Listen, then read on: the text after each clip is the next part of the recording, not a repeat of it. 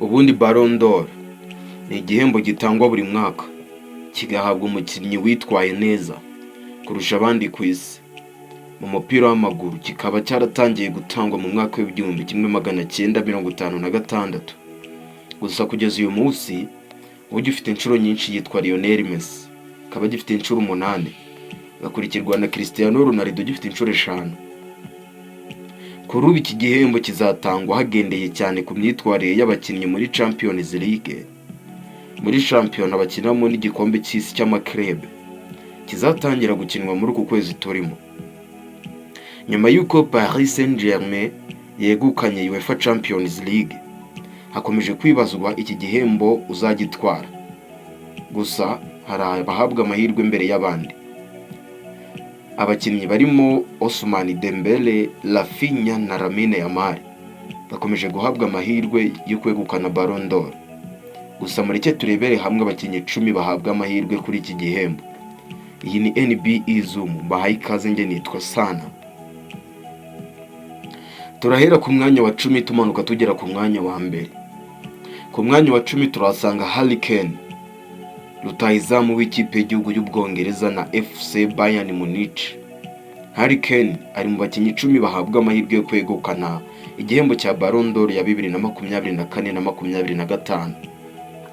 Uyu mukinnyi muri uyu mwaka yafashije FC Bayern Munich kwegukana igikombe cya shampiyona, ari nacyo cya mbere yari atwaye mu buzima bwe bw'umupira w'amaguru. Anayifasha kugera muri kimwe cya kane kirangiza cya UEFA Champions League, aho basezerewe na Inter Milan. Muri rusange Harry Kane yatsinze ibitego 43, atanga n'imipira 13 yavuyemo ibitego. Akaba ari we mukinnyi wa 10 uhabwa amahirwe kuri iki gikombe. Ku mwanya wa 9 turahasanga Pedri. Nubwo uyu mukinnyi adafite imibare myinshi mu ikipe ya FC Barcelona, ariko benshi bahuriza ku kuba ari umukinnyi mwiza kandi akaba ari inkingi ya mwamba mu byo iyi ekipe muri Espagne igeraho. Muri uyu mwaka w'imikino yatsinze ibitego 6, atanga n'imipira 9 yabivuyemo, ndetse anafasha FC Barcelona gutwara igikombe cya shampiyona, Copa del Rey n'igikombe kiruta ibindi muri Espagne.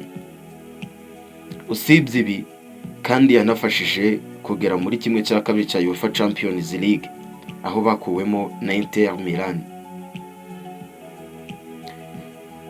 Ku mwanya wa 8 turasanga Achraf Hakimi. Uramutse uvuze ko umukinnyi wa mbere ku isi ukina inyuma anyura ku ruhande rw'iburyo ari Achraf Hakimi, ntabwo wabubeshye.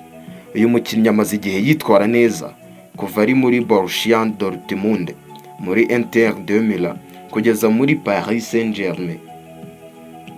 Uyu myugariro ukomoka muri Morocco muri uyu mwaka w'imikino byabaye bindi dore ko yitwaye neza mu buryo budasanzwe.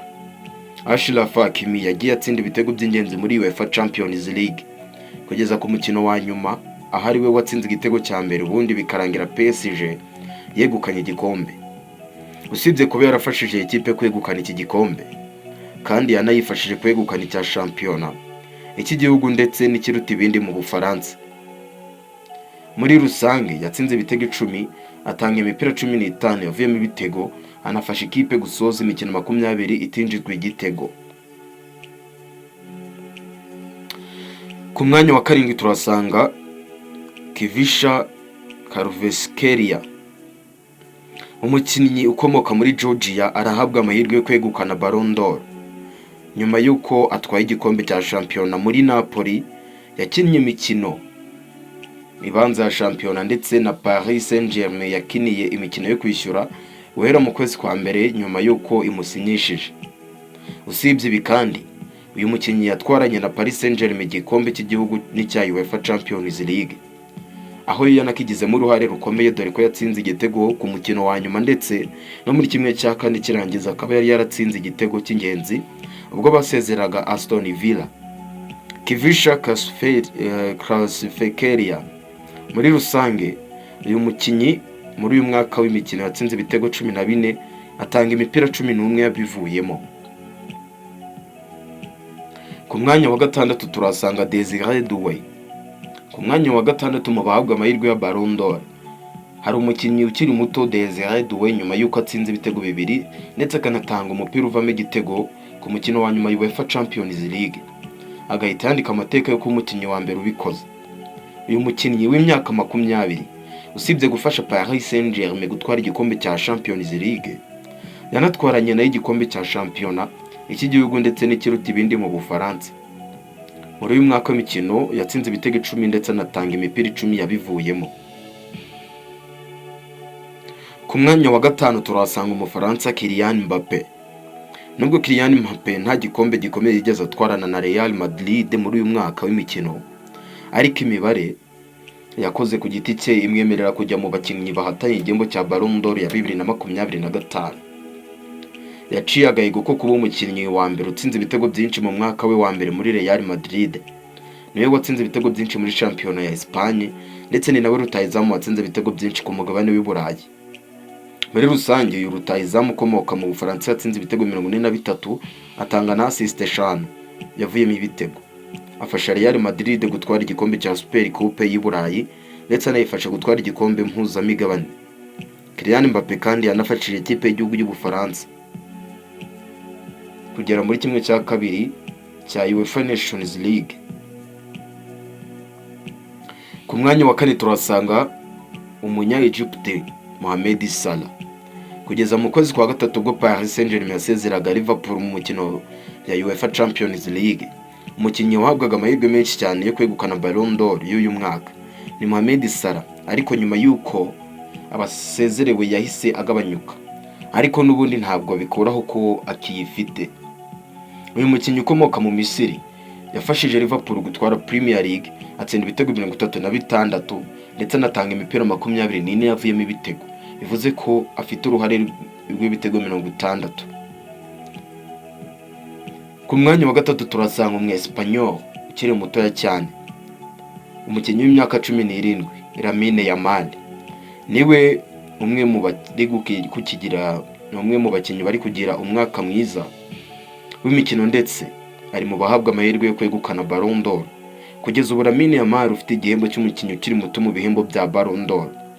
Muri uyu mwaka w'imikino yatsinze ibitego 19, anatanga imipira 26 yavuyemo ibitego, bivuze ko afite uruhare rw'ibitego 45. Yatwaranye na FC Barcelona igikombe cya shampiyona, atwara Copa del Rey yari kumwe na Barcelona n'igikombe kiruta ibindi muri Espagne, ndetse yanafashije kugera muri kimwe cya kabiri cya UEFA Champions League aho basezerewe na Inter Milan. Lamine Yamal aramutse yegukanye Ballon d'Or yabakoze amateka, dore ko nta mukinnyi uri munsi y'imyaka 21 uregukana iki gihembo mu myaka 70 kimaze gitangwa. Ku mwanya wa kabiri turasanga Rafinha. Rafinha yagize umwaka mwiza w'imikino, ndetse hari naho Thierry Henry yatangaje ko ari ubona uyoboye urugamba rwo guhatanira Ballon d'Or. Uyu mukinnyi ukomoka muri Brazil yafashije FC Barcelona gutwara iki gikombe cya shampiyona, Copa del Rey no gutwara igikombe kiruta ibindi muri Espagne.